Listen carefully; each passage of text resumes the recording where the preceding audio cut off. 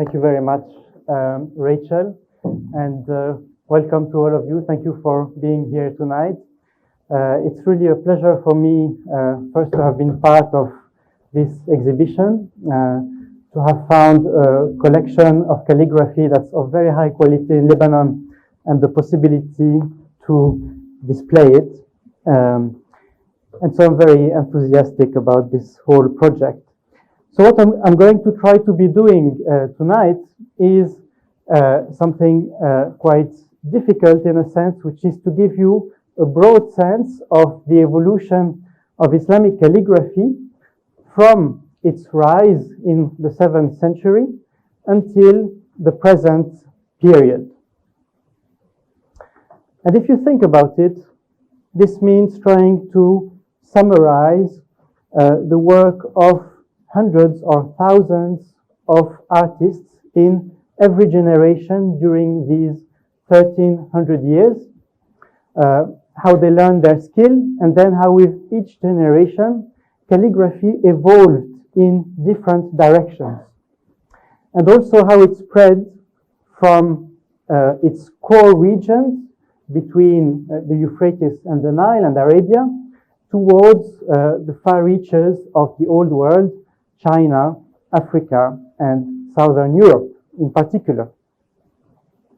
So I'm going, of course, to be taking some shortcuts, but I hope it will give you a glimpse of a history that's as rich and layered as that of European painting, in a sense.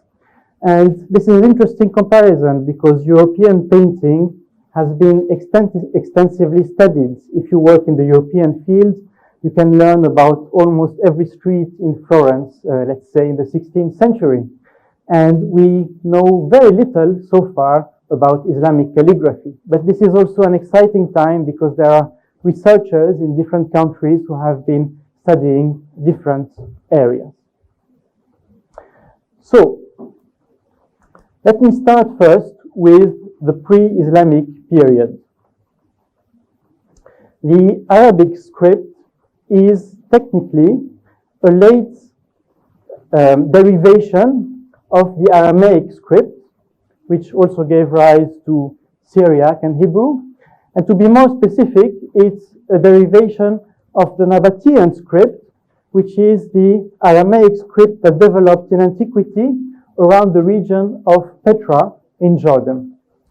And during that period in antiquity, the Arabs had an oral culture, and they borrowed the script of neighboring regions when they wanted to write mostly rock inscriptions, that's what we have today, or documents. Now, this was only one of the ways in which Arabic was written before Islam, but it's the one that's going to develop into a script that's specific to the Arabic language.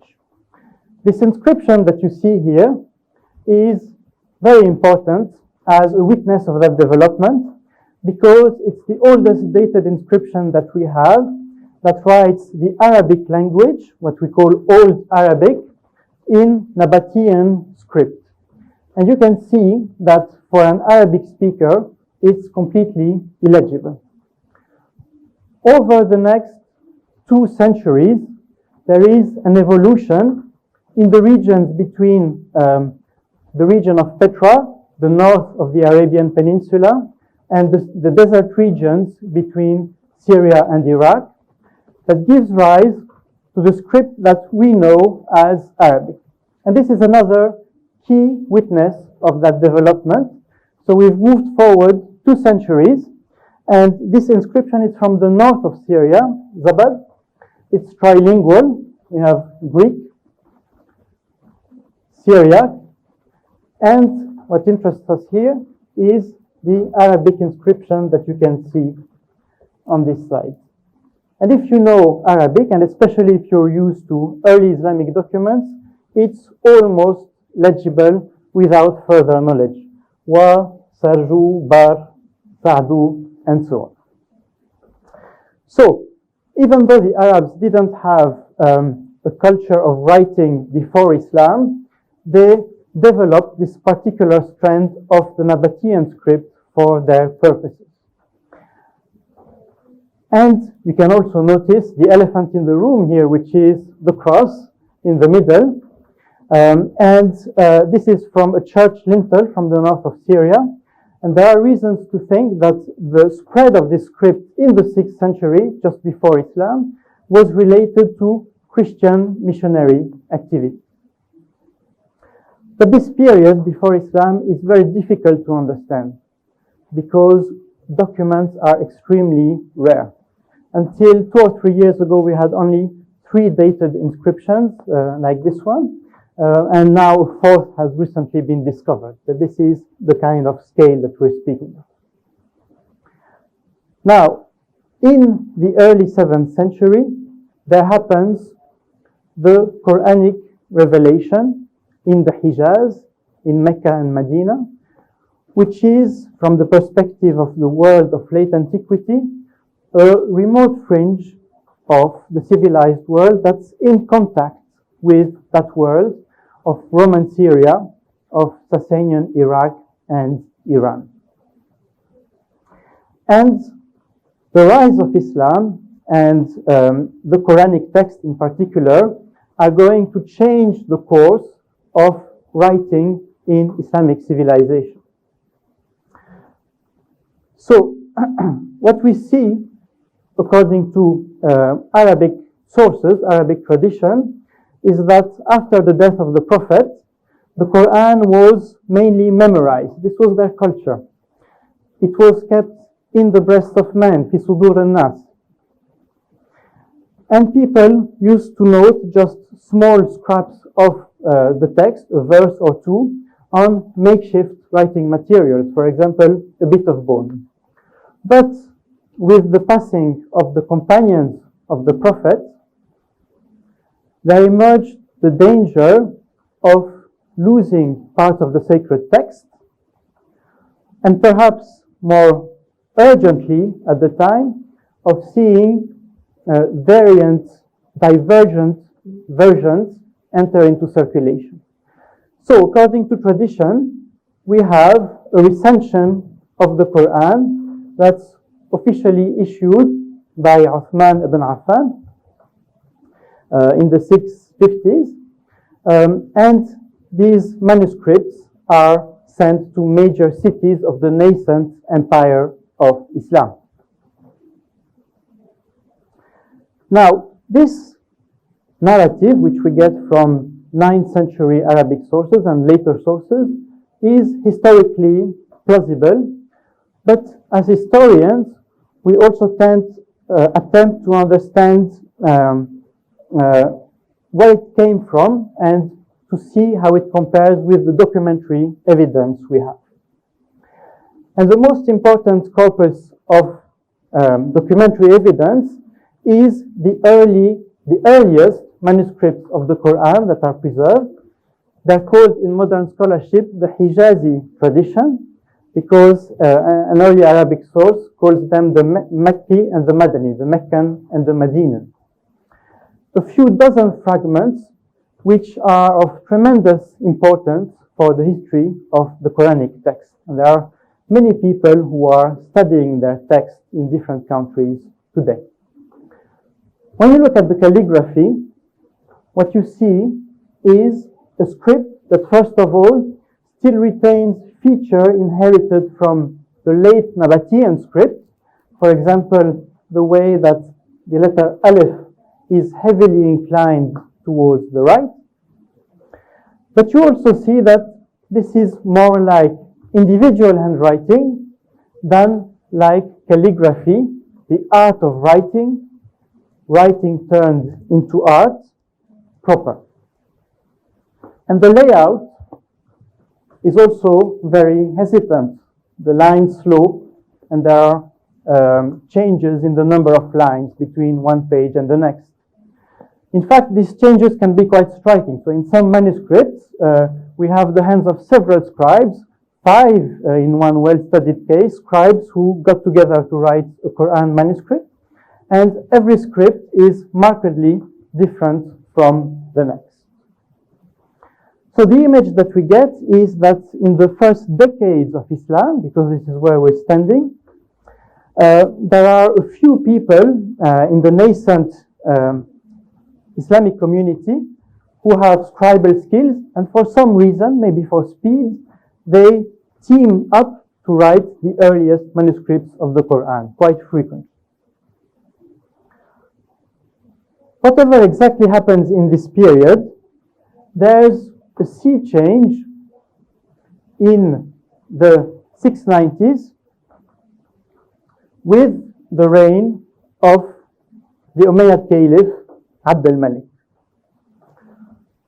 Abd al-Malik is the first caliph who's able to firmly consolidate his rule at the end of the second civil war that happened in early Islam. And in the 690s, he built this major monument on Temple Mount in Jerusalem, the Dome of the Rock, 692. But we also see happening during his reign something of equal importance, which is the codification of Arabic script. Look at this, for example. This is the mosaic inscription inside the Dome of the Rock. Look at how much the script has changed compared to the Hijazi Quran that we've seen a minute ago. The forms have been rationalized, simplified. You only get geometrical shapes, straight horizontal lines, straight vertical lines, circles, or semicircles. And there are set proportions between the dimensions of letters. In other words, as early as the 690s, geometry and proportion become cornerstones of the art of Arabic writing. And this remains the case to the present day, even though the rules have changed. This is a fascinating process because its roots also delve directly into antiquity, into the craft of late antique architects, which is based on geometry and proportion, and on an intellectual level on Plato as its ultimate source of ideas, and particularly Plato's cosmological dialogue, which is called Timaeus. And so you see that applying this to the script may have quite a deep resonance as well for people at the time, even though they don't leave testimonies to tell us exactly what they think. So once Abd al-Malik and his advisors and his circle have created, working together probably with Christian craftsmen, this reformed version of the script, they're going to spread it to a wide variety of media. Because a monumental inscription like this may be impressive, but you have to be inside the monument to see it. So you find the reformed script on milestones, and Abd al-Malik is rebuilding roads that lead to Jerusalem. They've been found around here. You can see the geometrical shapes of the letters, and to coinage. Now, a coin is only about 2 centimeters in diameter, and yet you could say that they're more important in terms of their impact than a monumental inscription like this. Why? Because they circulate throughout the land. You have gold, silver, and copper coinage. When you reach the level of copper, it's going to reach small villages and towns. And for people, the population is mostly Christian at the time, seeing this on a coin, even though it may look very casual to us, is very striking, quite extraordinary. Because for centuries, people have been used to seeing the portraits of the ruler on a coin very often. This is an Umayyad coin, and I'll explain in a second what it is, and a symbol of the religion. So Byzantine coins have a bust or a portrait of the emperor, and very often they have a cross on steps that resembles this. Now, it's very interesting to see as well that Abd al-Malik, before going for epigraphic coinage, puts images and realizes a series of experiments with the image on coinage. This is one of these experiments. On that side, you can see what we call the standing caliph. It's a rare portrait of an early Islamic ruler from his time. So this is Abd al-Malik. According to the sources, he had such a foul breath that flies would fall dead in front of him. And he's holding his sword. He's ready to go to war. And this is because this is a period of conflict with Byzantium. And this symbol here is inspired by Christian crosses on steps, but the transverse bar of the cross has been removed, which is why modern scholars call this the mutilated cross. In this coin, which you can see downstairs, there is also an ellipse around this pole, and so there have been theories about what it means, and one of the more interesting ones is that it may be related to Arab cosmological principles from the pre-Islamic period. But what's important is that for a Christian, again, this would have been quite a striking symbol of the cross that's not a cross anymore. So, in these few years of the 690s, this is 693 to 97, the Umayyads try to create a figural iconography of their own. That's very interesting. It means that they are open to that idea as well of representing themselves through the image. And then comes the radical change, which is to put just scripts and the Muslim profession of faith on coins. So the Umayyads, in a very short period of time, do something quite remarkable, which is first to turn Arabic script into an art, and at the same time to turn it into a vehicle of the public identity of the new faith of Islam, which is being asserted more strongly in the face of its Christian population of this Umayyad empire. Naturally, as part of this first founding reform of calligraphy, Quranic manuscripts are produced. We have some probably from the reign of Abd al-Malik and from the next years as well.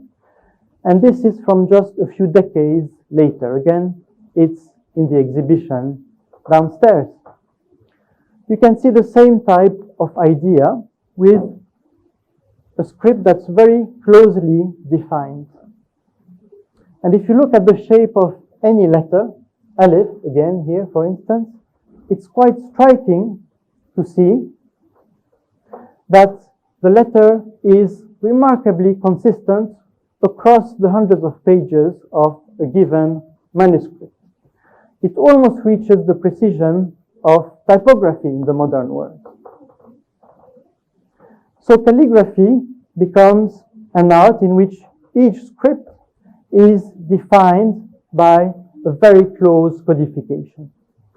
And we call these early angular scripts of Islam Kufic. It's a name that's been used in Arabic since the medieval period. And we know from sources that they begin to be displayed in mosques, because this is also the age in which the Umayyads built major mosques that can rival for the first time in their splendor the greatest churches of the world that they came into, such as the Mosque of Damascus. Here you see a painting from the 19th century. And the Prophet's Mosque in Medina is rebuilt, the Haram al-Sharif in Mecca, and a string of other major mosques. And so the Umayyads create an orchestration of mosque ritual with fine decoration, marble cladding, mosaics at the top. They don't exist anymore, but they exist at the Dome of the Rock. Incense is used heavily as well. There is Quranic recitation. And if you like, massive volumes of the Quran are the jewel of the crown. They are the center of this staging of ritual. And they're brought from the palace to the mosque, or from a coffer to the mosque on Thursday evening for dua, or on Friday for communal prayer. The Kufic styles remain predominant in Quranic calligraphy for a period of about 3 centuries, until the 10th century. And we just tend to look at them as Kufic, but they actually flourish into a wide variety of styles. We know their names, we have them in one source, but we can't match the name with a style.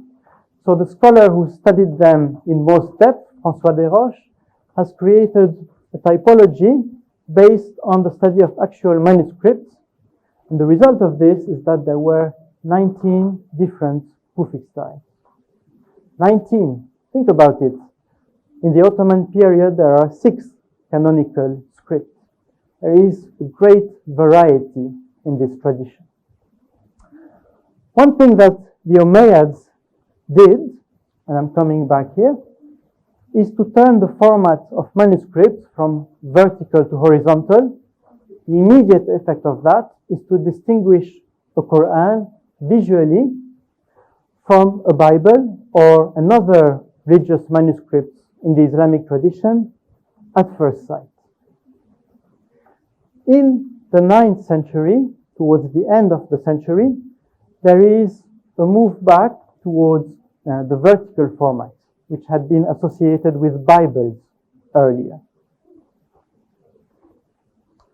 The 10th century is a second period of major change for the history of Arabic calligraphy. We see 2 key phenomena happen at that time. One of them is the rise of what is often called today the new style, or the Abbasid new style. It's also been called semi-Kufic, broken Kufic, and a variety of names. And it is more angular than classical Kufic. It's called in Arabic al-Kufi al-Murabba, so square Kufic, but that's confusing because square Kufic is used for something else in English. It's more complex than Kufic, which is already complex itself. There is more contrast between thick and thin strokes, and there are more angles in each letter, which adds difficulty to the script. It's probably technically one of the most difficult Arabic scripts that's ever existed to accomplish. And we find this new style spread between Eastern Iran, regions bordering Central Asia and the Indian subcontinent, and the Western Islamic world. One famous example is this Quran from Palermo in Sicily, produced in 983. A second parallel development is the rise of cursive styles of calligraphy, which are going to give rise to the styles that we still know today. This begins in the 10th century. Here you have one of the earliest preserved and dated examples. It's preserved in Istanbul. It's probably from Baghdad. And here we have, 3 centuries later, one leaf that you can see downstairs, which is probably from Anatolia or Central Asia, from the Turkic world. This is a widely dispersed manuscript. Now, if you know modern Arabic calligraphy, this will look familiar, much more than what we've seen so far. But if you start decomposing it and looking at the details, you see that it doesn't actually correspond to any of our categories. It's not a modern thuluth, a modern muhakkak, but it has features of these different scripts. And there is a process during these 300 years during which these cursive scripts are refined. Probably different styles emerge locally, particularly in the Iranian world. People travel between different cities, the scripts evolve, and there is great variety within this broad stylistic tradition. Until, that is, the time of Yaqut al-Mustasim, one of the most famous names in the history of Arabic calligraphy. So famous that among maybe 150 known manuscripts ascribed to him, only a dozen are probably authentic. He was forged very early on. But so Yaqut is associated in the Islamic tradition with the codification of the six pens, the six classical scripts in the cursive tradition that remains to this day. 6 of his pupils would each have become a master of one of these pens, and they would have spread. Now, it's very hard to tell, beyond the fact that Yaqut was a major calligrapher, what his actual role in that process was. Because Arabic sources have a tendency to ascribe the creation of every new script to an artistic genius, like Yaqut. And I open a parenthesis here to say that art history, when it comes to calligraphy, starts to be written very, very early on in the Arabic tradition, long before it starts being done in Europe. So, the sources have this idea of the genius, and there are earlier geniuses in the Arabic historiographic tradition. Ibn Muqla is credited with the invention of the new style, the angular styles we've just seen. Ibn al-Bawwab is credited with the invention of cursive styles in the 10th century, before they were refined by Yaqut. And we don't have at present enough documents to completely disentangle these questions. They're just probably less obvious than we might think they are. But what's certain is that by the late 13th century, early 14th century, the 6 pens, Thuluth, Nasr, Muhakkak, Rayhan, Rika, and Tawqi', have been formalized.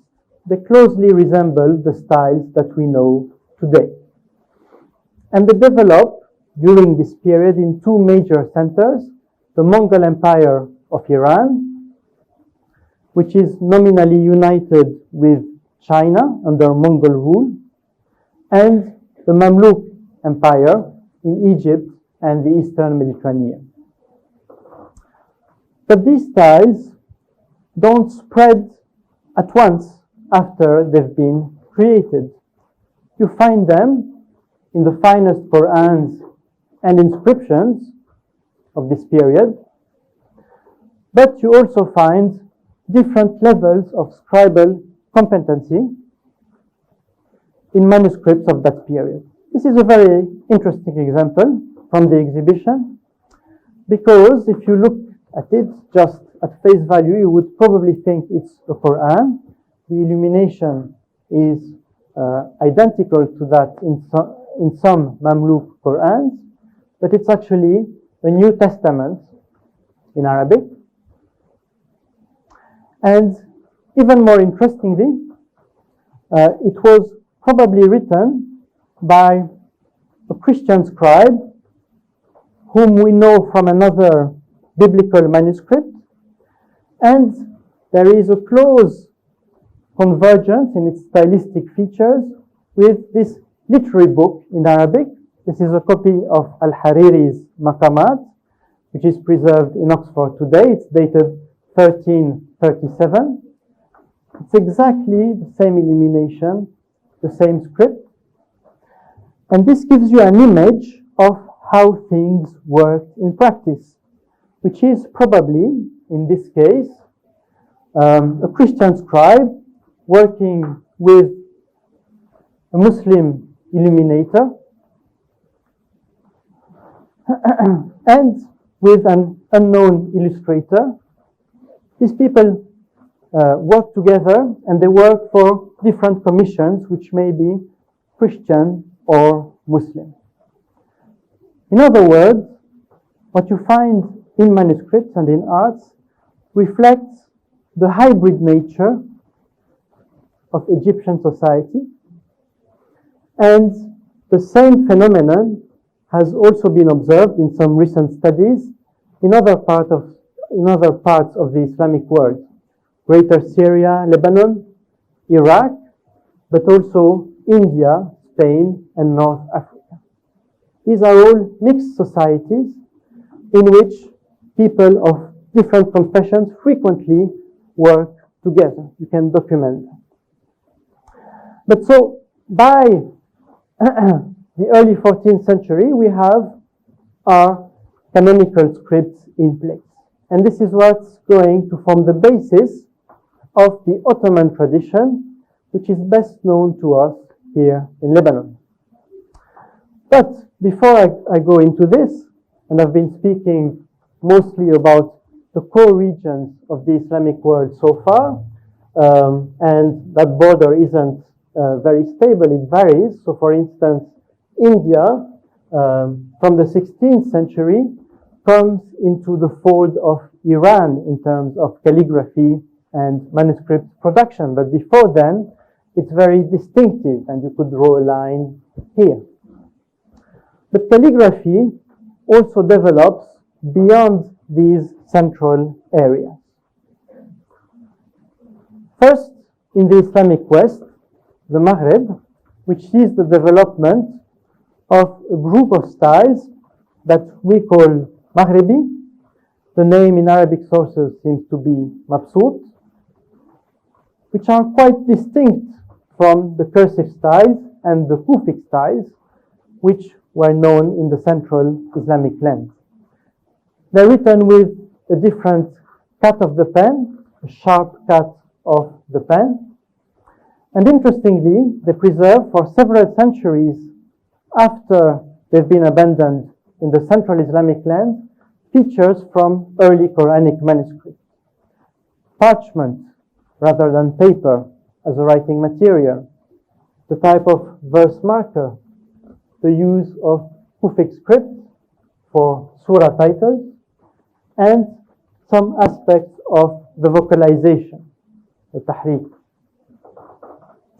So this tradition continues to evolve in North Africa and Spain, and there is also the rise of a West African and an East African tradition of Islamic calligraphy. You have these two areas which are broadly separate. This here is the oldest fragment of an African Quran with a date that's been discovered to this day. So it was written sometime before 1669. And there is a debate among scholars as to whether these African scripts, the type that you see here is called Barnawi Kanimi, after its region, which is close to the north of modern Nigeria, whether these scripts were originally derived from Maghrebi styles or directly at an earlier date from Kufi. And I should mention as well that we have dated inscriptions from sub-Saharan Africa that are as old as the 11th century. So Arabic script was already practiced there in that period. You even have replicas of tombstones from Valencia, which are produced in Mali during that period.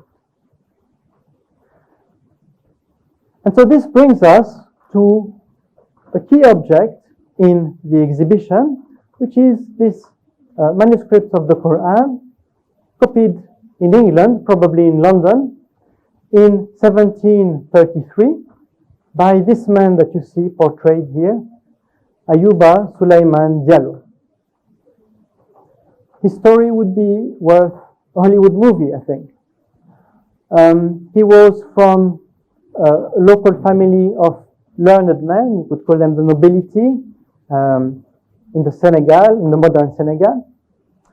And as he was going out to sell some slaves, I'll spare you all the details, but he was captured himself as a slave and taken by ship to America, where he worked on a plantation until he was noticed for his literacy, his dignified manner, and his religiosity. And he attracted the interest by chance of some people in London who created a subscription to buy him, bring him to London, where he was freed from slavery. And he spent about 2 years in London, becoming something of a phenomenon in English high society. He was received by the king and the queen.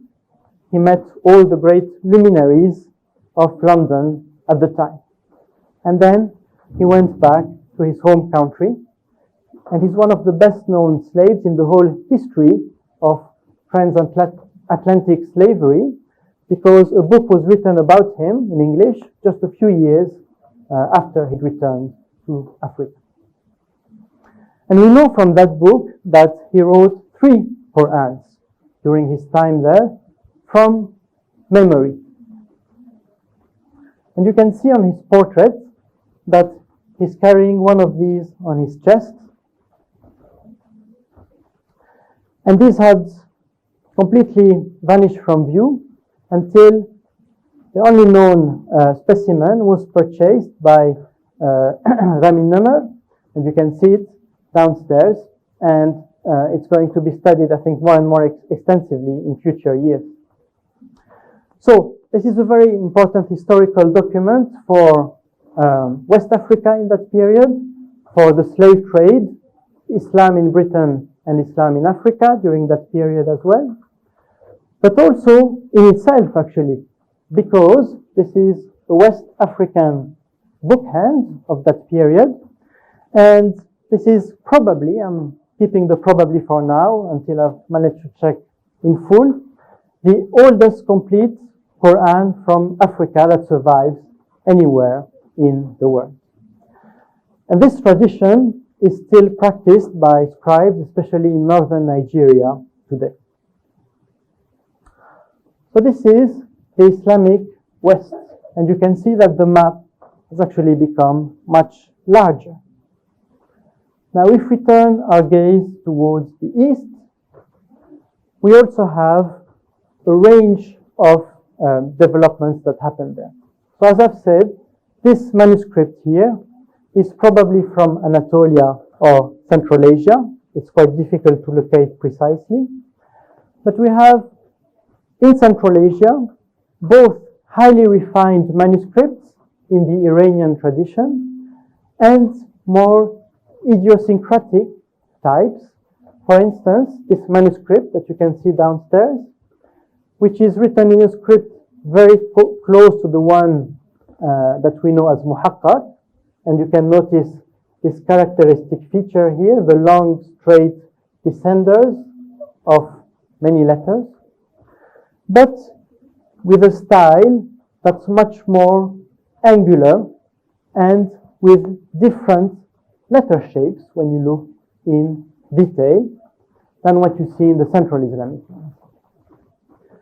Another interesting region within this broad sphere is Dagestan, which we know mostly for tragedy and not very nice things today, but was a major center for Islamic book production throughout the medieval period and produced very striking calligraphy, very original and colorful until the 20th century. And continuing in that direction, we have China.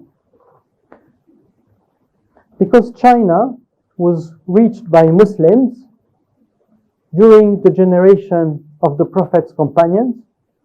We know this from Chinese court chronicles. And by the 8th century, there were sizable Muslim merchant communities settled in southern China. And there's been a continuous Muslim presence in China since that period with ups and downs. And the earliest Qur'ans from China are much later than this. At present, we can only broadly date them to between the 15th and 18th centuries. And they echo the illumination of manuscripts from Central Islamic lands, and their calligraphy also echoes that tradition, but it's different. It's much more angular. The proportions, which are very important, are also very different. And so this style, which also resembles muhakkak, is called in scholarship Chinese muhakkak because it's so distinctive. This specimen, which is downstairs, is from a Quran in 30 volumes, and you can see the binding on that side. So, we've reached then from the shores of Senegal to northern China. These border moves, there are regions of overlap as well, and I haven't spoken about the Indian Ocean, where you also have distinctive styles that develop, notably in East Africa, Zanzibar as well, India, and there is a broad relationship perhaps between these two regions. There's always been trade going on here. And Southeast Asia, the Philippines, modern Indonesia, Malaysia, also developed their own tradition of Quranic calligraphy. And so the spread of the Arabic script in pre-modern times is almost the whole spread of the old world. The Arabic script was the first truly global script, and it's actually reached into southern Africa as well. Before it was displaced in modern times by Latin script. So let me come back to the core areas to which we belong here. In the 15th century, there develops in between modern Afghanistan and Uzbekistan, Samarkand and Herat, what's called the Timurid International Style, which is a new standard of refinement that's established by the Timurid dynasty, and that then becomes a model that's looked upon by the three great early modern empires of Islam, the Mughals in India, who are themselves descendants of the Timurids, the Safavids in Iran, and the Ottomans in this part of the world. And so let me start with Iran. Iran inherits many of the craftsmen who worked in the Timurid workshop at Herat before it was dispersed. And the standards, both in illumination and calligraphy, are extremely high there. Interestingly, the Iranian calligrapher start developing in the 18th century a distinctive type of nasr, which is the most basic of the 6 scripts, the most widely used as well. It has bolder lines and it is more rigid, in a nutshell, than the Ottoman type of nasr, which is best known to us here. And this is Rika, another script. This evolution is attributed, again in Persian sources, to Ahmad Nairizi, who works at the Safavid court during that period, early 18th century. Although again, there were probably several people at work here. And the style of this Quran on cloth downstairs, which is nearly 4 meters long with very minute script, is very close to that of Nairizi, although it could have been done by someone else than him as well. And Iran develops this distinctive style called Nasta'liq, which emerges in the 14th century, somewhere between the cities of Shiraz and Tabriz. And Nasta'liq, from its very beginning,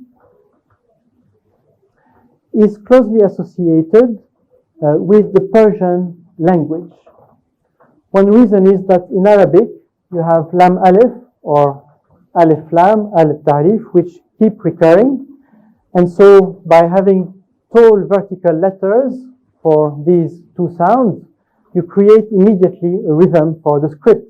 And of course, Persian is different. So it's very well suited to the rhythm of the Persian language. And so to this day, Iranian calligraphers are the great masters of Nasta'liq. The example that you see here from the exhibition was produced in Shiraz sometime between the late 19th and early 20th century. And this is quite interesting as well, because Shiraz is known to have been a major center for calligraphy since at least the 14th century. It produced some of the most astounding luxury Qur'ans in the 16th century. Many of them are in the Ottoman Imperial Treasury. And Ibn al-Bawwab, the famous 10th century calligrapher, early 11th century, is also known to have worked there. So here is a center for which we can see elements of a continuous scribal tradition over a period of a millennium.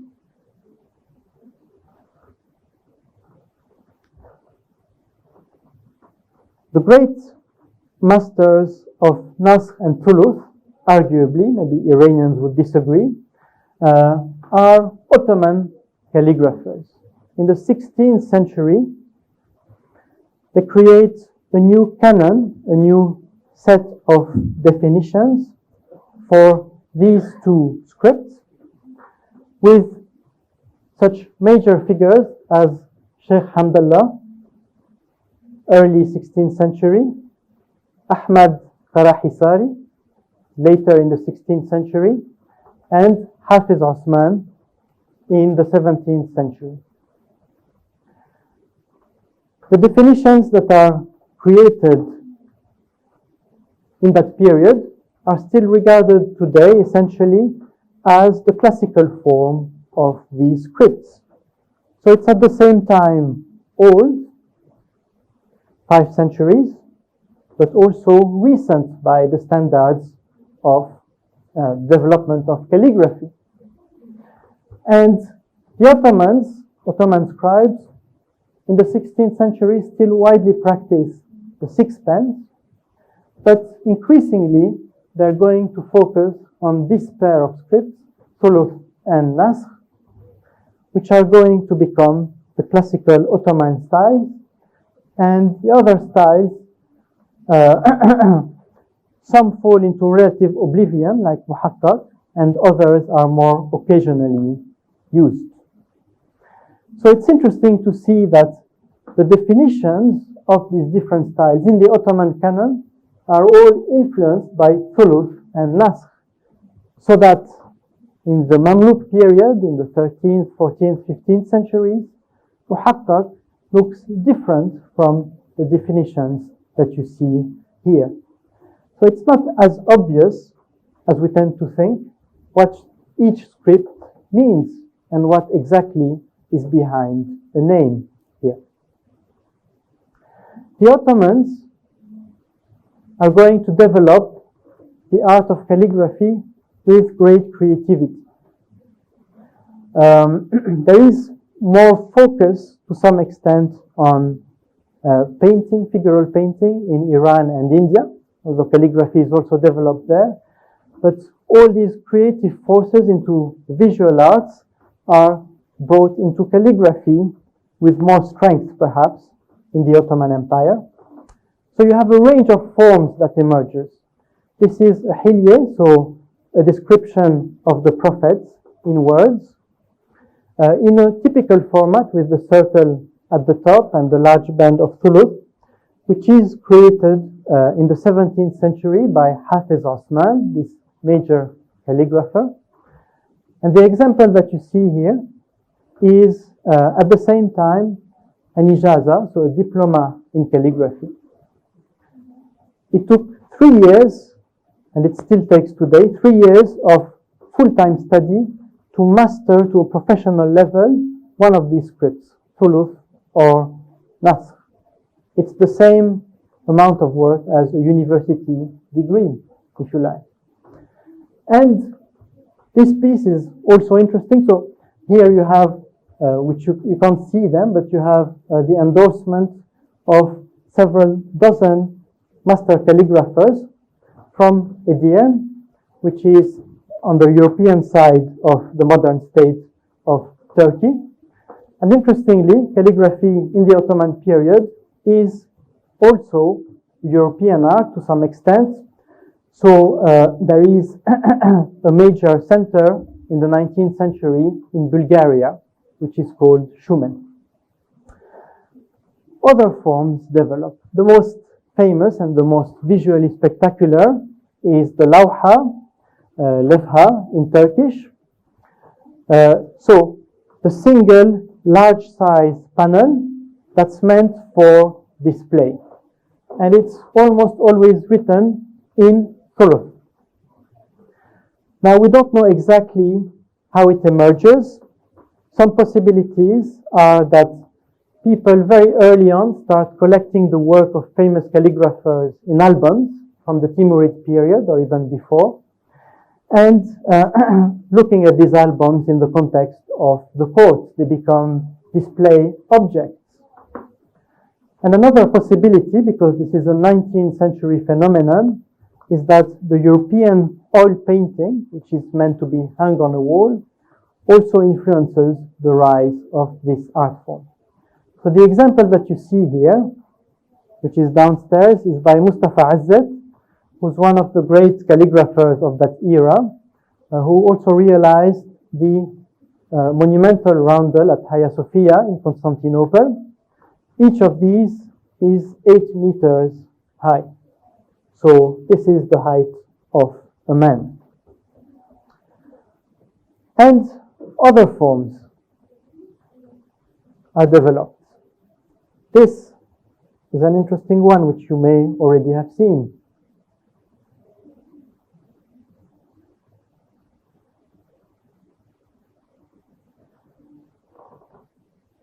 As you walk from one side of the piece to the other, you discover 3 different lawhat or calligraphy pieces which you can read in conjunction one with the others. And this is done by skillfully creating strips which are written differently on either side and a flat ground. So with this, calligraphy becomes dynamic. You also see at the edge of this picture cutout calligraphy, which is realized with scissors. And in the late 19th to early 20th century, we see develop in Ottoman Turkey, among Sufi circles, this rarefied art form in which plant leaves, usually tobacco leaves, as in the present case, are emptied of their flesh with a needle. I'll let you imagine how long this would have taken. And then gilded, and a composition in Thuluth is written on them. A pious composition, Ya Abdul Qadir Madad, in the present case. So this is from the Qadiriya Sufi order. These are interesting because they've been left with no instruction manual, like a lot of this art. But you can guess first that there is an aspect of patience about this work, spending hours to produce something very minute, something about the beauty of the natural world or of God's creation, if you like, about the word as something at an intermediate stage between this earthly realm and the heavenly realm. And because this is extremely fragile and not many of them survive, about the passing nature of the material world. So, standing in Istanbul in particular, in the early 20th century, you would have had reason to think that calligraphy was a flourishing tradition under no major threat. But the 20th century was an era of major changes. And one very important aspect of that for calligraphy is the change of alphabet in many parts of the world. Latin alphabet in French and British Africa, Cyrillic in Russian and especially Soviet Central Asia. This is from Uzbekistan. And very importantly, the adoption in 1928 by the Turkish Republic of Latin script to write the Turkish language. What does this mean? It means that people can't relate directly anymore to the Arabic script. They are not trained at school in the basic skills of writing. So the whole basis of the tradition that you saw is greatly weakened. And very importantly, there's a loss of employment for professional calligraphers. Calligraphers in the late Ottoman state in particular were very well paid and regarded artists. You could compare them perhaps to a star architect or designer today, quite powerful sometimes. And all of a sudden, they found themselves basically unemployed. Some of them managed to keep employment, but practicing their art in privacy, sometimes keeping a few students. And there's a very interesting phenomenon that happens here, which is that the last Ottoman masters, people born in the 1880s to 90s, like Hamid Aytash that you see here, practice their art in solitude, I think, for some decades, but they're still there when in the 1950s and 60s there's a resurgence of interest in what they're doing. And they're going to train the next generation of calligraphers, which means that in Istanbul in particular, this tradition has continued uninterrupted since the Ottoman period and maintains extremely high standards. And in recent years, in the last 2 decades perhaps, Istanbul has started attracting students of calligraphy from around the world. This is one of the best known teachers there today, Hassan Chelebi, who was a pupil of Hamid Aytash, whom we just saw. I'm sorry you can't see any of this, but master-pupil relationships are very important for traditional calligraphy. And this here goes from Sheikh Hamdallah, the 16th century calligrapher at the top, through a series of pupils, and then, of course, things move around, to, among other people, Aytash, the person that we've just seen. You also have women calligrapher Hilal Kazan is one of the better known ones in Istanbul. And this is a phenomenon that exists throughout Islamic history. We have a source, for instance, about Cordoba in the 11th century, which says there is a neighborhood in that city where there were women copies of the Quran at work. And it reaches beyond its traditional sphere. So this man here is called Fouad Honda. He's a Japanese calligrapher in Arabic script, trained in Istanbul. And you have calligraphers of a high professional standard in the United States and in Europe as well. And of course, calligraphy has also entered contemporary art in countless forms since the 1950s. I'm just giving you one example here, which is graffiti in Beirut by this man called Yazan Halwani. And there is a real taste in the world today for the forms of Arabic calligraphy, both among Arab or Islamic audiences and others as well. And this is something that you can actually also detect already in the medieval period, when forms inspired by Kufic, which we call pseudo-Kufic, were developed in Italy, France, Greece, and examples have been found as far afield as China as well. So there is something perhaps universal about the plastic qualities of Arabic script. And we can only hope that this tradition will continue to retain both its traditional aspects, firmly rooted, and it's a very advanced skill, and will continue to flourish as well in different forms on the contemporary scene. Thank you very much.